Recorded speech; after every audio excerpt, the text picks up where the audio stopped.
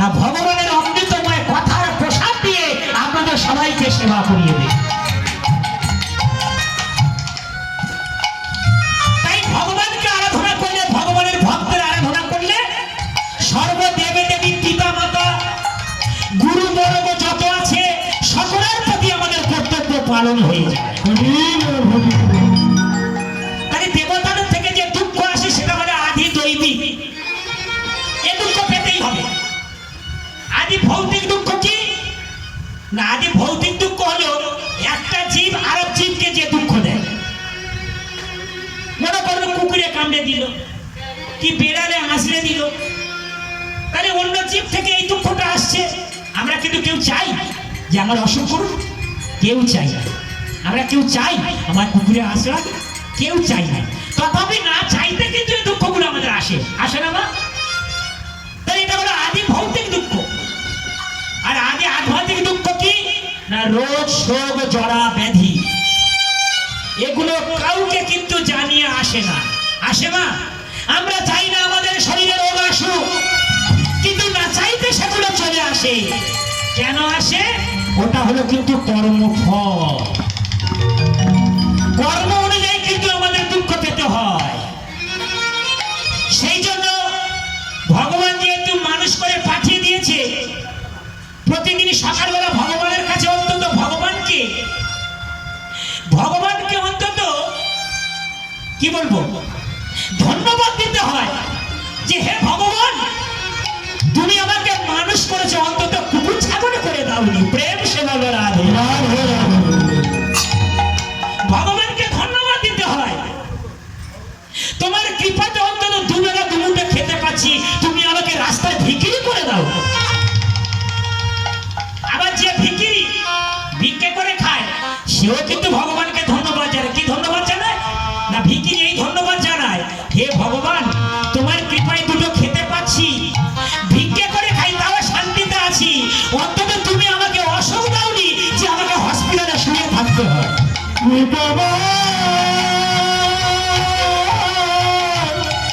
তাই না?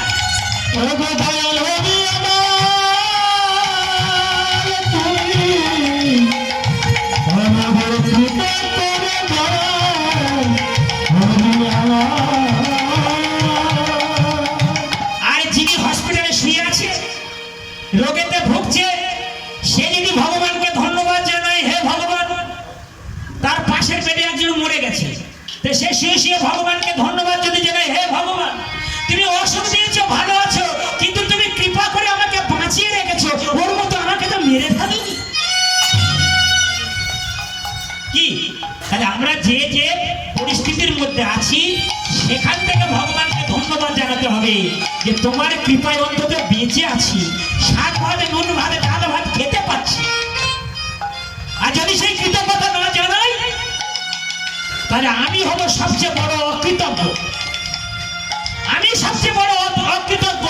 ভগবানের দেওয়া সূর্যের আলো নিচ্ছি, ভগবানের দেওয়া বাতাস নিচ্ছি, ভগবানের দেওয়া অক্সিজেন গ্রহণ করছি, অথচ ভগবানকে কোনো ধন্যবাদ জানাচ্ছি না।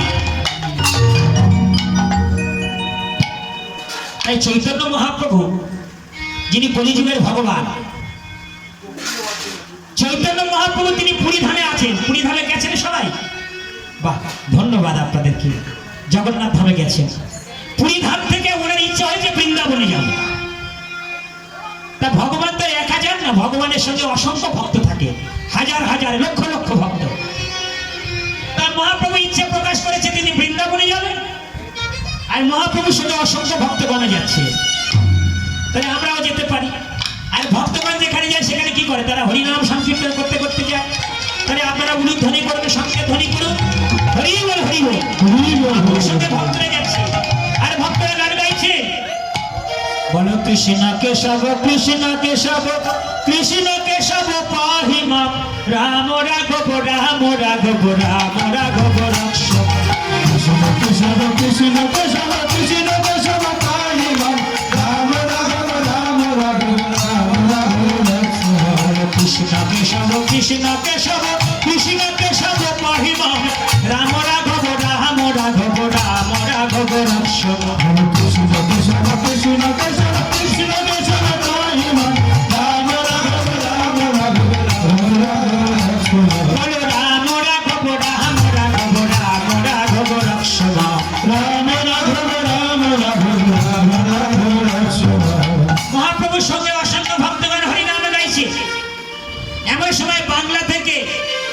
গোবিন্দ ঘোষ, মুকুন্দ ঘোষের বাসী ঘোষ, তারা তিন ভাই পুরী ধামে যাচ্ছে কেন? না চৈতন্য মহাপ্রভুকে দর্শন করার জন্য, ভগবানকে দেখার জন্য যাচ্ছে, যাকে দেখলে আমাদের শরীর পাপ থেকে মুক্ত হয়ে যায়, ভগবানকে দর্শন করে মনটা আনন্দে ভরে যায়। তাই গোবিন্দ ঘোষ যখন পুরী ধামে গেলে দেখছে আমার সোনার বরণ গৌর হরি, তিনি অসংখ্য ভক্তগণকে সঙ্গে করে নিয়ে হরির কথা পরিবেশন করছেন। বৈষ্ণব সর্বপ্রথম কি করেন? তিনি প্রণাম নিবেদন করেন। তাই শ্রীহরি কে দর্শন করে গোবিন্দ কাছে প্রণাম নিবেদন করছেন। গুরবে গৌরচন্দ্রায় রাধিকায় তদারায় কৃষ্ণায় কৃষ্ণ ভক্তায় তদে ভক্তায় নমো নমো বঞ্ছা কল্পতরু ভস্ম তরু ভস্ম সিদ্ধ এবচ প্রতিদানং পাবনে ভো বৈষ্ণবে নমো নমো। গোবিন্দ ঘোষ প্রণাম করলেন মহাপ্রভুকে। মহাপ্রভু বলছে তুমি কোথায় থেকে আসছো বাবা? প্রভু আমি আসি বাংলার অগ্রদ্বীপ থেকে। এই অগ্রদ্বীপটা কোথায় জানেন মা? কাটোয়ার একটু আগে, হ্যাঁ কাটোয়া তার 2-3টা স্টেশন আগে হলো অগ্রদ্বীপ। তো গোবিন্দ ঘোষ বলছে বাহ খুব সুন্দর, তো তোমরা এলে কিভাবে? না প্রভু আমরা হাঁটতে হাঁটতে আসি, হাঁটতে হাঁটতে বাংলা থেকে হেঁটে হেঁটে পুরী ধামে গেছে। গোবিন্দ ঘোষ মহাপ্রভুর চরণে প্রণাম করে বলছে হে প্রভু, হে প্রভু তোমার চরণে আপনার একটা অনুরোধই আছে প্রভু, একটা অনুরোধ আছে প্রভু। মানুষের জন্ম হলো তোমাকে সেবা করার জন্য, তোমাকে সেবা করার জন্য। জীব হলো নিত্য ভগবানের দাস, নিত্য ভগবানের দাস, আর তোমার সেবা করার জন্যই আমার জন্ম হয়েছে প্রভু, জন্ম হয়েছে তোমার সেবা করার জন্য আমার জন্ম হয়েছে প্রভু।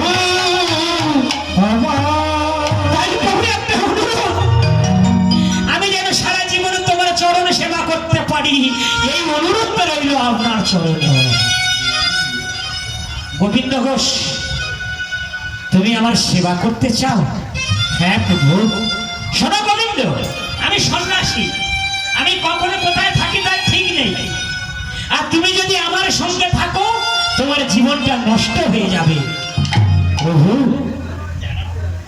তোমার সেবা করে যদি আমার জীবনটা যায় তাহলে সেই জীবনটা হবে সফলতার জীবন। প্রভু তুমি গাছতলায় থাকলে আমিও গাছতলায় থাকবো, তুমি যেখানে যাবে আমি তোমার সঙ্গে সেখানেই যাবে, আর তুমি যা বলবে আমি তোমার কথা অক্ষরে অক্ষরে পালন করবো প্রভু। মহাপ্রভু বলে ঠিক আছে চলো। বলে গোবিন্দ ঘোষ হল মহাপ্রভুর ব্যক্তিগত সেবক। গোবিন্দ ঘোষ অসংখ্য ভক্তগণকে সঙ্গে করে নিয়ে মহাপ্রভু এবারে বৃন্দাবনের দিকে যাত্রা শুরু করবে। আসছে পুরী ধাম থেকে আস্তে আস্তে কোথায় এলো না মালদহ জেলার রামকেলি। রামকেলি সেখানে গুপ্ত বৃন্দাবন আছে। রূপ আর সনাতনের সঙ্গে মহাপ্রভুর প্রথম মিলন হয়েছিল রামকেলিতে। রামকেলি এসে মহাপ্রভু গোবিন্দকে বলছে গোবিন্দ অনেকটা রাস্তা হেঁটে এলাম বাবা, বড় ক্ষুধা পেয়েছে, তুমি আমার একটু সেবার ব্যবস্থা করো। তা গোবিন্দ বলেন প্রভু আপনারা এখানে বিশ্রাম নিন, আমি সেবার ব্যবস্থা করছি। বলে গোবিন্দ কি করলেন? এবার নগরেতে ভিক্ষা করতে বেরিয়েছে। নগরবাসীর কাছ থেকে ভিক্ষা করে শাক সবজি ডাল অন্ন কিনে নিয়ে রান্না করলেন, তারপরে ভগবানকে ভোগ নিবেদন করলেন।